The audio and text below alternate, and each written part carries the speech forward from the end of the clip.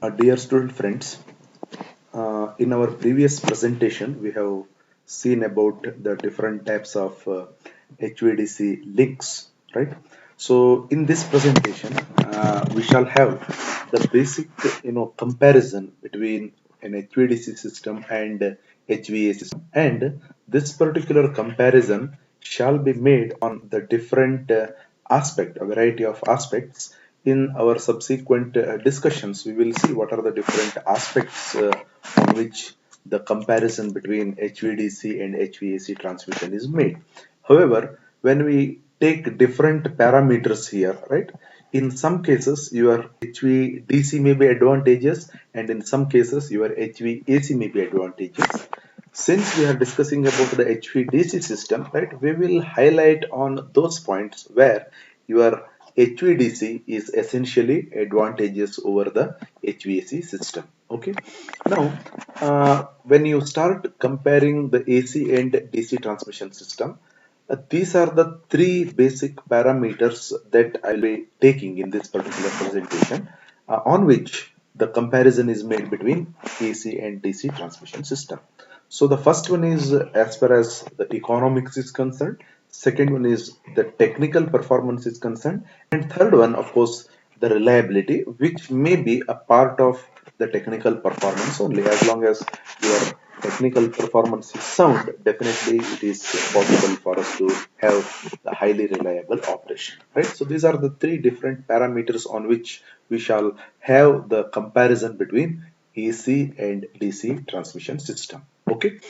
Now, when I start these discussions based on the economics of the power transmission, everywhere, right, the economy plays the major role, right? When you deploy a large system, whatever it is, right? It is whether it's a transmission system or the generation system or your distribution system, whatever it is, as long as your system is bulky, the very economics of the system plays very important role here, right? So now, under the broad heading of this economics, right? Now we shall see the investments and the operational cost. What is the initial investment cost and what are the total operating costs with respect to your HVDC system in comparison with the AC system?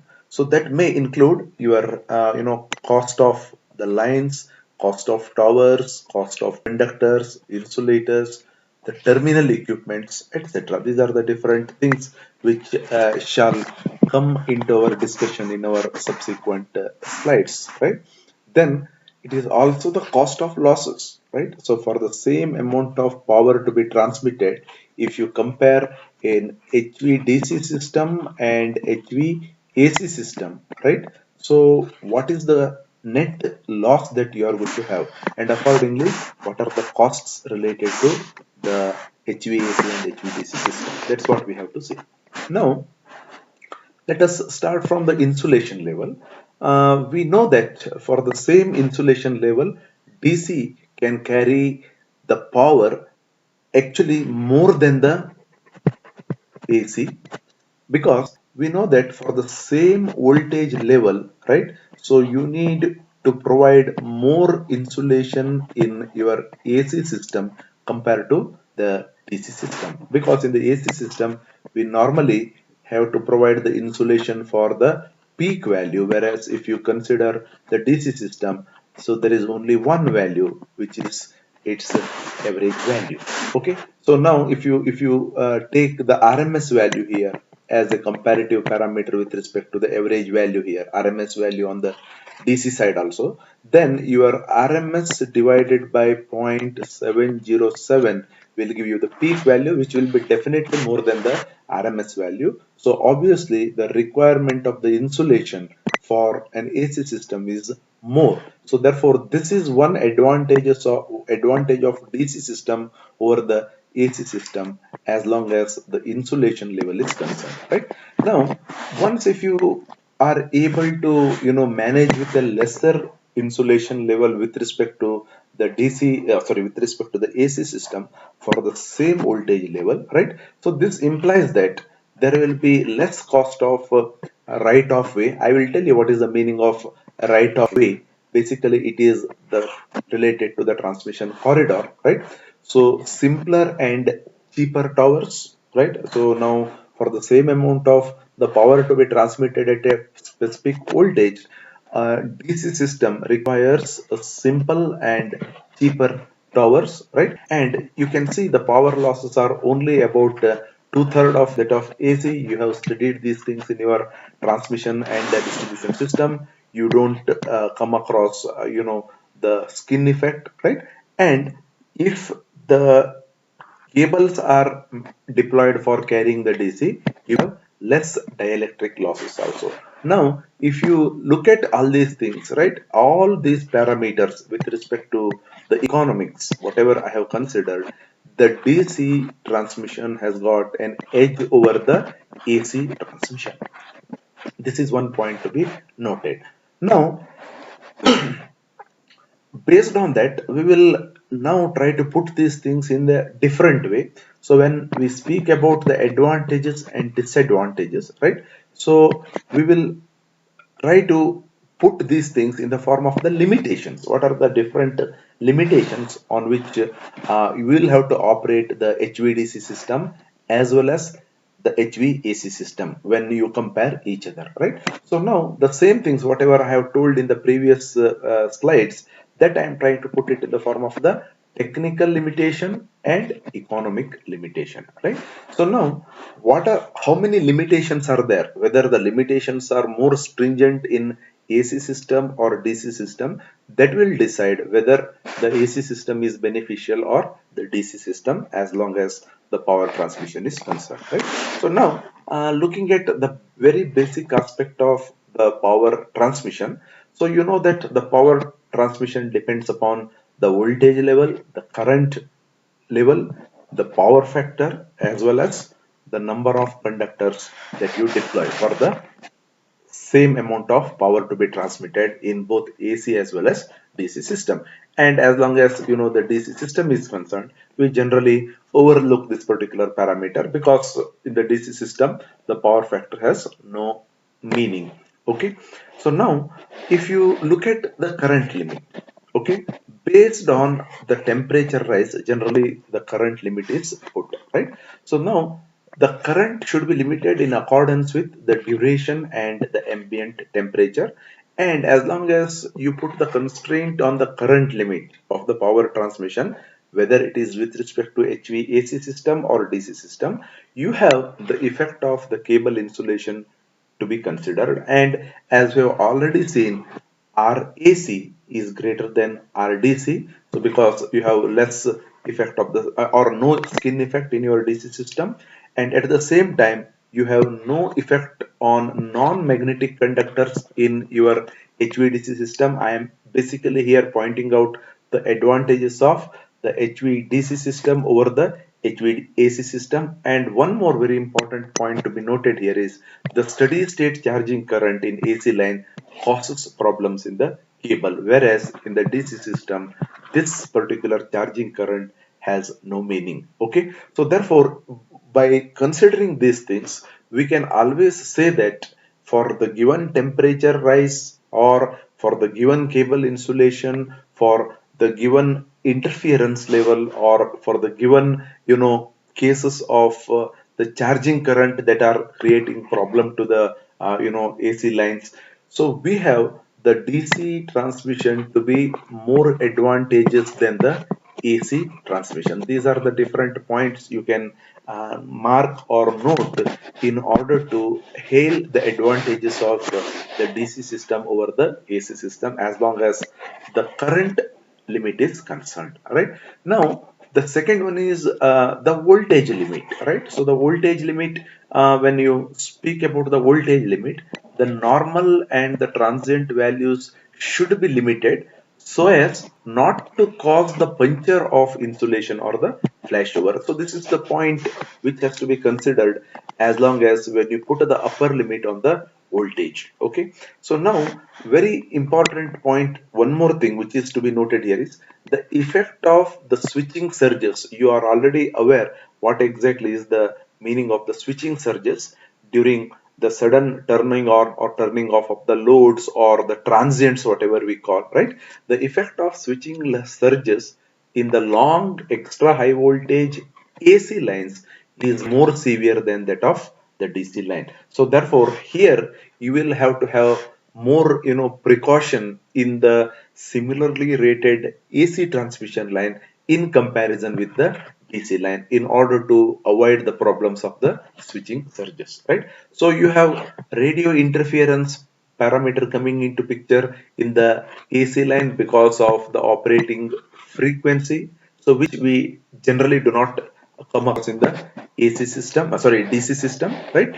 And in this particular point, the last point I have already spoken in the previous slide itself, wherein the cables, the limiting factor is the voltage, and the insulation will withstand higher DC voltage than the AC peak. This I have already told you in the other way, right? So now, when you speak about the voltage limit, right? So these are the different points which are supposed to be considered to express the advantages of the DC system over the AC system. Okay, the effect of switching surges, the effect of the radio interferences, and also the insulation level, right, to withstand a higher DC voltage in comparison with the AC voltage. Okay, now the next parameter which is to be discussed here is the voltage control, right?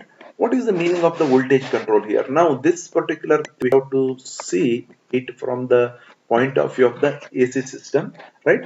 So now see here, voltage profile varies with the line loading, right? This is an important point to be noted. So now if you consider a line something like this, generally you can see in this diagram also, right? At the midpoint, talking about a AC transmission system, at the midpoint you generally come across the maximum voltage sag or swell, right, at the mid of the transmission line. As long as your transmission line is overloaded, you will find the sag, right? As long as the transmission line is underloaded, that means when your receiving end voltage is more than the sending end voltage because of the sudden removal of the load or because of the Ferranti effect, whatever it is, right?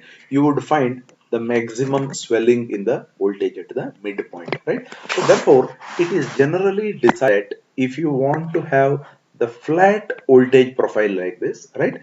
The system is always operated at its SIL. As you can see here, the SIL refers to the surge impedance loading, right? Wherein the system impedance is given by ZS, which is equals to root L by C, which is also referred to as the characteristic impedance, where L is the line inductance and C is the line capacitance as a function of the line length, right? Now, when you want to have the voltage profile to be flat, as I've already told you, the loading should be always the loading, or which is also referred to as the surge impedance loading. But having said that, is it always possible for us to maintain the surge impedance loading? No, it is not possible. That all depends upon the changing loading conditions or the transmission system conditions, right? So therefore, it is not possible for us to always operate the transmission system at the surge impedance loading. So therefore, this makes the voltage sag and swell to take place in the system. So whenever you have the voltage sag and swell to take place in the system, how to make it flat is by providing the reactive power or by having the reactive power control, right? So whenever the line is underloaded, right, you always provide the inductive compensation. Whenever the line is overloaded, you provide the capacitive compensation, and it may change in the system. Sometimes the line may be underloaded and maximum times the line will be overloaded, so that requires the provision of the arrangement for the reactive power. So I am speaking about the reactive power in the AC system because this reactive power, it is a function of frequency, right? But when your DC system is independent of the frequency, there is no possibilities of having the requirement of the reactive power in the DC system. This is going to be one very important advantage in the DC system, that you don't require the provision of the reactive power either to swallow it or to supply it. That particular requirement is not there as long as an HVDC transmission line is concerned. I am speaking about the transmission line. However, some amount of the reactive power is definitely necessary as long as the converters are concerned, because we have the converters on either end, right? Whenever I speak about the HVDC system, I have got a converter here, then I have got a converter here. So both are acting as either rectifier or inverter depending upon the requirement, the direction of power flow, right? So these converters consume certain reactive power. So as long as the rating of these converters is very high, then definitely there may be a considerable amount of the reactive power requirement on either converters. So that is the reason why if you look at this particular diagram, whatever is shown here, this basically represents the ratio of the reactive power supplied to the power transmitted, that is Q divided by Pn. So if it's Q divided by Pn, where Pn is the natural power corresponding to the surge impedance loading, right? So if you take ratio Q divided by Pn as a function of line length, now you can see here there are a couple of graphs which are shown here. One is for typical system, right? Let us not worry about these values. So 345 kilovolts, 500 megawatt, so 60 AC, and a similar system are written for, the curve is drawn for 500 kilovolts, 1000 megawatt, 700 kilovolts, 2000 megawatt. These two appear to be almost overlapping with each other, and in all the three cases you can see here the requirement of active power for a particular amount of the real power to be transmitted becomes almost linear with respect to the line length. Okay, you can see these graphs, it is almost linear with respect to the line length. And if you look at the same thing in terms of the DC, right, so remain constant here, right, and up to this area, whatever we see here, up this area, right, so you can see that reactive power requirement, the overall reactive power requirement up to this particular point, right, is more in DC transmission compared to AC transmission. You can see here, this is the reactive power requirement in the DC system. This is the reactive power requirement in the AC system. So up to about say 250 miles or something like that, it is the line length is in miles. You can proportionally convert it into the kilometers, maybe 400 500 kilometers you can take if you multiply it by 1.65, right, up to a sense, right. The reactive power requirement, interestingly, in the DC system is more than that of the AC system. So this is one of the parameters to be kept at the back of our mind, that the HVDC transmission is beneficial only after certain length of the transmission line. And of course, in order to decide that, this is the criteria. There are different other criterions also, which we will see later. But here one point to be noted is that the reactive power, though it is not required in the transmission line, right, but the reactive power is definitely required for the converters on either side of the transmission line. So that necessitates the curve to be, and it is independent of the line length. So the reactive power requirement is independent of the line length, because it is not based on length, it is based on the ratings of the converters that you are going to use there, right? So these are certain points which I have considered for the comparison between HVAC system and HVDC system. In our subsequent presentation, right, we will see some more aspects, some more parameters of comparison between HVAC system and HVDC system.